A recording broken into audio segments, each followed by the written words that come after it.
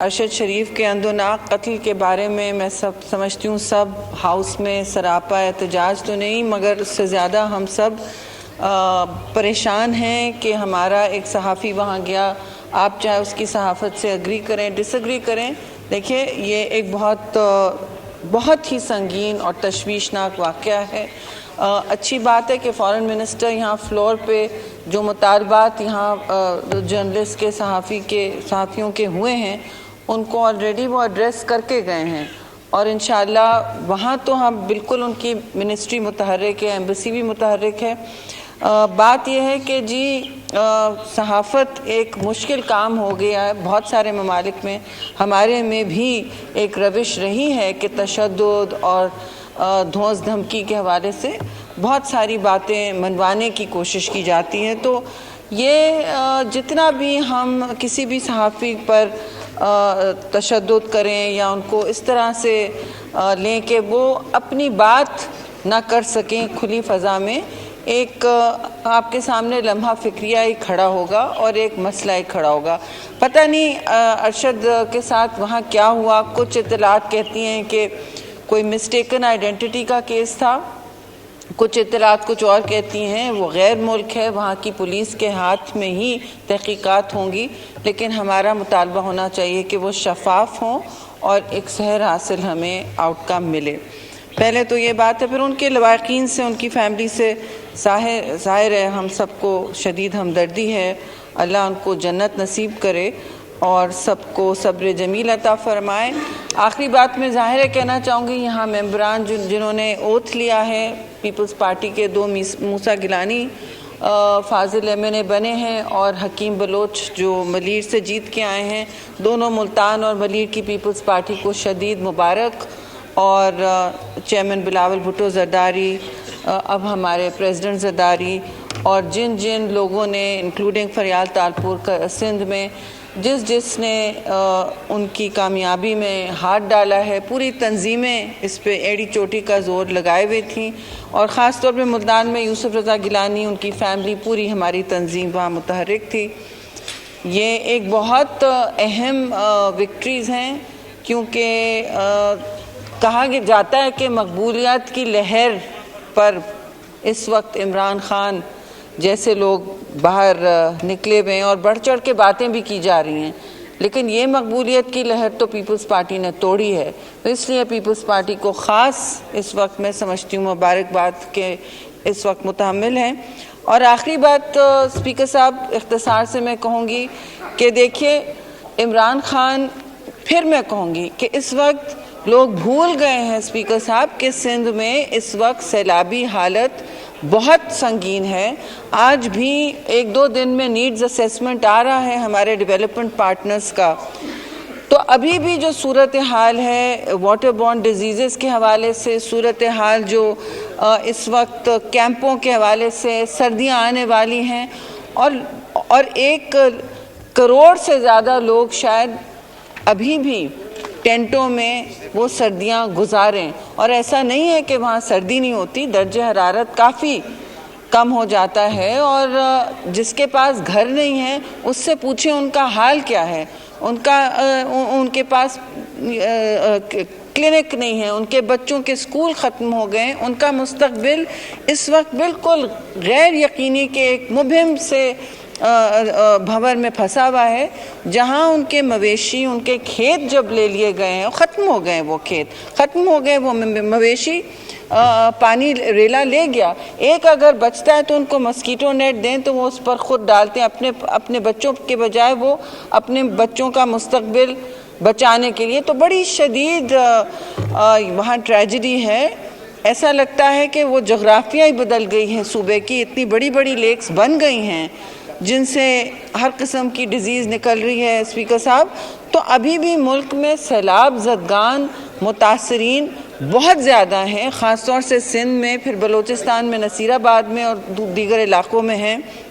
یہاں اس جماعت PTI کی تو ایسی لا تعلقیت کہ وہ سمجھتے ہیں کہ سوائے ان کی اپنی سیاست کے اور کوئی کام نہیں ہے ملک میں.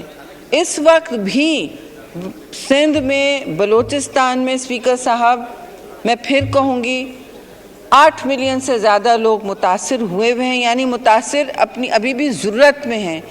UN تو کہتی ہے 20 ملین ابھی بھی ضرورت میں ہیں۔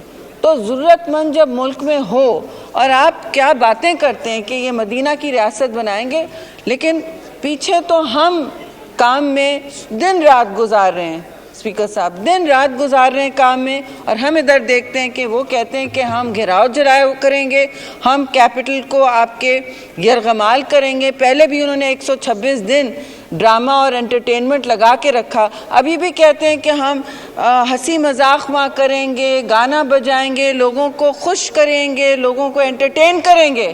انہوں نے کیا سمجھا ہے کہ ہم ان کو اپنا کیپٹل سرکس بنانے لگیں گے؟ یہ سرکس ہے انٹرٹینمنٹ کا، جب 20 ملین 33 ملین لوگ آپ کے متاثر ہیں فلڈ سے، ان کو شرم نہیں آتی ہے باتیں کرتے ہوئے کہ اپنی ذات کے لیے وہ لانگ مارچ کرنا چاہتے ہیں؟ اور لانگ مارچ کیا کریں گے؟ وہ کیا آتی ہیں ان کو لانگ مارچ؟ کیوں بار بار منسوخ کرتے ہیں؟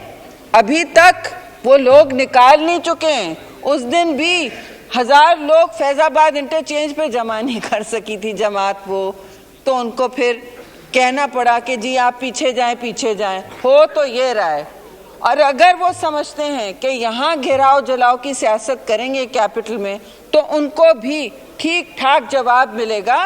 یہ کوئی سٹنگ گورنمنٹ الاؤ نہیں کرتی اسپیکر صاحب، یہ کہیں نہیں، کسی دنیا کا نظام نہیں ہے کہ ملک میں 33 ملین لوگ متاثر ہوں اور ایک جماعت جو اپنی ذات کے لیے کبھی خارجہ پالیسی کو جھونکتی ہے، کبھی کوڑے میں، کبھی آپ کی اقتصادی پالیسی کے لیے لیٹرز لکھے جاتے ہیں IMF کو، کبھی کیبل گیٹ ہوتا ہے، اور اب ملک میں اتنا بڑا سانحہ ہوا ہے، لیکن کان پہ جو نہیں رینگی ہے، 1-2 ٹیلیتھونز کر کے فارغ ہیں۔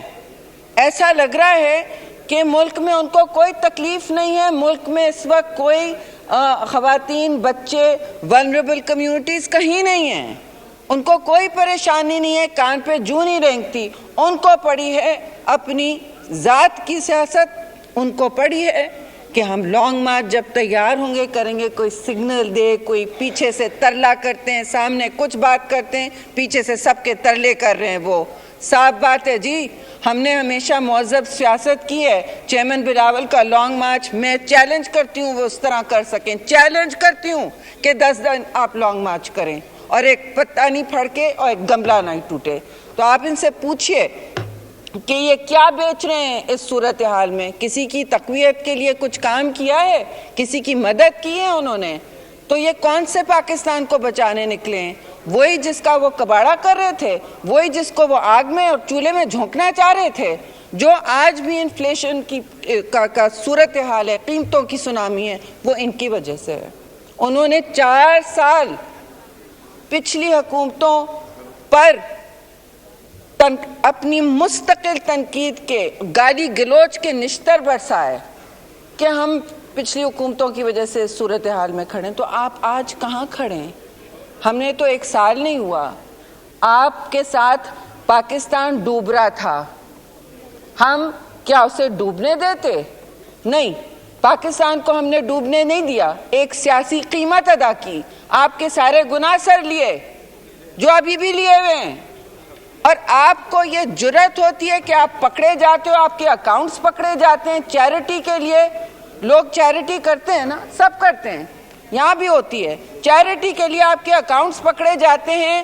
آپ کرکٹ کھیل رہے ہیں ووٹن میں، اور وہ اکاؤنٹس کہاں گئے کسی کو نہیں پتا، اور آپ ہر ادارے پر حملہ کر رہے ہیں، آپ ہر اس ادارے پہ حملہ کر رہے ہیں اسپیکر صاحب جو آپ کے ساتھ بالکل ہم آہنگ نہ ہو۔ اگر فیصلہ آپ کے فیور میں آتا ہے تو آپ بالکل ٹھیک ہیں، الیکشن رزلٹ آپ کے فیور میں آتا ہے تو آپ کو کوئی پرابلم نہیں ہوتا، جو آپ کے فیور میں نہیں اس کو آپ متنازع کرتے ہیں۔ آپ نے مدیر میں کیا تماشا لگایا ہوا ہے، اور پھر آپ ہر اس ادارے کو دھمکی دیتے ہیں کہ ہم یہ کر دیں گے، وہاں تشدد کی دھمکی دیتے ہیں۔ آپ کے لوگ کود کے کبھی PTV پہ حملہ کیا تھا انہوں نے، کبھی سپریم کورٹ پہ کر رہے ہیں، کبھی الیکشن کمیشن کو دھوس دھمکی، کبھی پاکستان کو، کبھی حکومت کو، اپنے پولیٹیکل سیاسی اوپوننٹس کو آپ بند کر کے آپ ملک کے باہر جا کے کہتے تھے دندنا کے سب بھول گئے. اور میں یاد دلاؤں گی بار بار کہ آپ نے ملک کے باہر جا کے کیا کہا کہ میں سارے چور ڈاکوؤں کو جیل میں ڈالوں گا. اس طرح آپ نے اپنی ملک کے لیے ہیڈ لائنز کی زینت آپ بنے تھے. وہاں آپ نے جا کے اپنی طرف سے چور ڈاکو کا بیانیہ ملک کے باہر براڈ کاسٹ کیا تھا. FATF سے ہم نکلیں اس کی credit chairman Bilawal Bhutto, foreign minister کی پوری ٹیم اور ان کو جاتی ہے, پرائم منسٹر شہباز شریف کو جاتی ہے, اور سارے اداروں کو بشمول آرمی چیف اور جتنے لوگ جنہوں نے کام کیا. بہت لوگوں نے اس میں راتیں گزاری ہیں, بہت منسٹریز نے جو 34 چیزیں جو اس کے ایکٹس تھے ان کے آگے کیا ہے کام. مطلب پاکستان آگے نکلا ہوا ہے ان 34 شکوں کے اسپیشلی. تو یہ کس طرح کریڈٹ لے رہے ہیں؟ ان کے ہوتے ہوئے تو ہم نے ساری امداد کی تھی, ان کے ہوتے ہوئے ہم نے کریکشنز کی تھی, یہاں انہوں نے اس ہاؤس میں سبمٹ تک نہیں ہونے دی تھی, بلڈوزر چلا دیا تھا. تو کیا بات کر رہے ہیں؟ کیوں ان کے ٹائم میں کیوں نہیں ہوا؟ یہ نہیں ہوا کیونکہ انہوں نے پاکستان کو نان سیریسلی لیا ہوا تھا. ابھی بھی وہ نان سیریس ہیں, اور نان سیریس سے تو بہت آگے ہیں. چور ڈاکو تو اپروو ہو گیا, ثابت ہو گیا بغیر کسی ابہام کے کہ چور ڈاکو جو توشہ خانہ جیسے گفٹس کو چوریاں کرتے ہیں اور مارکیٹ میں بیچتے ہیں اوپن مارکیٹ میں. اور آپ پڑھ لیں ECP نے کیا کہا ہے. کل آپ میں سے راجہ صاحب, اسپیکر صاحب, آپ میں سے کوئی, یوسف رضا گیلانی اٹھ کے گئے, کوئی بھی اس طرح کرے, آپ بتائیں کس کا ٹھیرے میں کھڑے ہوں گے اور سر جھکا کے کھڑے ہوں گے؟ سر تسلیم خام جی, عدالت ہمیں کہہ رہی ہے, ECP ہمیں کہہ رہا ہے, جو بھی ہمارے دل میں ہم عزت سے ان سے پیش آتے ہیں. آپ بتائیے آف 17 تو 2017 کے الیکشن ایکٹ میں کیا لکھا ہے؟ اس کی انہوں نے خلاف ورزی کی ہے. اس کو کرپٹ پریکٹسز ECP کے لا میں ہے. It is corrupt practices speaker صاحب جو یہ کر رہے ہیں ٹو مس ڈکلیئر. اور دانستہ طور پہ جب آپ نہیں چلو غلطی کسی سے بھی ہو گئی, 20 سال پہلے کچھ نہیں ملا ان کو, وہ تو خیر بنی گالا ریگولرائز کر گئے. آپ کر کے دیکھیں کوئی چیز ریگولرائز, میں بھی دیکھوں. تھینک یو سینیٹر صاحب. بس تو میں یہ کہنا چاہ رہی